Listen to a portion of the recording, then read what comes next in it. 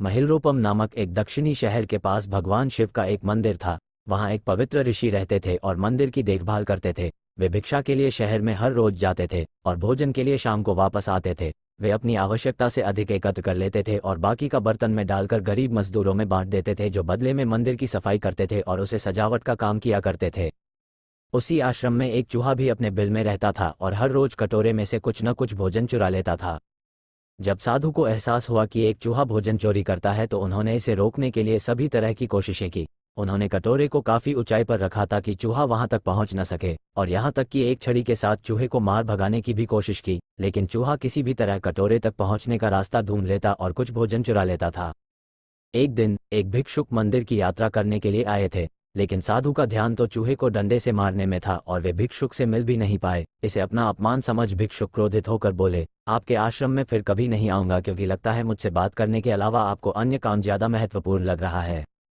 साधु विनम्रतापूर्वक चूहे से जुड़ी अपनी परेशानियों के बारे में भिक्षुक को बताते हैं कि कैसे चूहा उनके पास से भोजन किसी न किसी तरह से चुरा ही लेता है। ये चूहा किसी भी बिल्ली या बंदर को हरा सकता है। अगर बात मेरे कटोरे तक पहुंचने की हो तो मैंने हर कोशिशें की है, लेकिन वो हर बार किसी न किसी तरीके से भोजन चुरा ही लेता है। भिक्षुक ने साधु की परेशानियों को समझा और सलाह दी, चूहे में इतनी शक्ति, आत्मविश्वास और चंचलता के पीछे अवश्य ही कुछ न कुछ कारण होगा।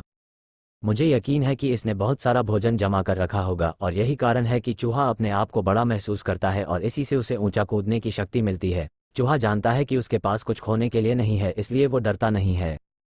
इस प्रकार साधु और भिक्षुक निष्कर्ष निकालते हैं कि अगर वे चूहे के बिल तक पहुंचने में सफल होते हैं तो वे चूहे के भोजन के भंडार तक पहुंचने में सक्षम हो जाएंगे। उन्होंने फैसला किया कि अगली सुबह वो चूहे का पीछा करेंगे और उसके बिल तक पहुंच जाएंगे। अगली सुबह वो चूहे का पीछा करते हैं और उसके बिल के प्रवेश द्वार तक पहुंच जाते हैं। जब वो खुदाई शुरू करते हैं तो देखते हैं कि चूहे ने अनाज का एक विशाल भंडार बना रखा है। फौरन ही साधु ने सारा चुराया गया भोजन एकत्र करके मंदिर में लिवा ले जाते हैं। वापस आने पर अपना सारा अनाज गायब देख चूहा बहुत दुखी हुआ और उसे इस बात से गहरा झटका लगा और उसने सारा आत्मविश्वास खो दिया। अब चूहे के पास भोजन का भंडार नहीं था, फिर भी उसने फैसला किया कि वो फिर से रात को कटोरे से भोजन चुराएगा। लेकिन जब उसने कटोरे तक पहुंचने की कोशिश की तब वह धड़ाम से नीचे गिर गया और उसे यह एहसास हुआ कि अब न तो उसके पर शक्ति है और न ही आत्मविश्वास। उसी समय साधु ने भी छड़ी से उस पर हमला किया। किसी तरह चूहे ने अपनी जान बचाई और भागने में कामयाब रहा और फिर वापस मंदिर कभी नहीं आया। यदि हमारे पास भी संसाधनों की कमी न हो तो हम में भी अद्भुत शक्तियां और आत्मविश्वास की कमी कभी नहीं आ सकती।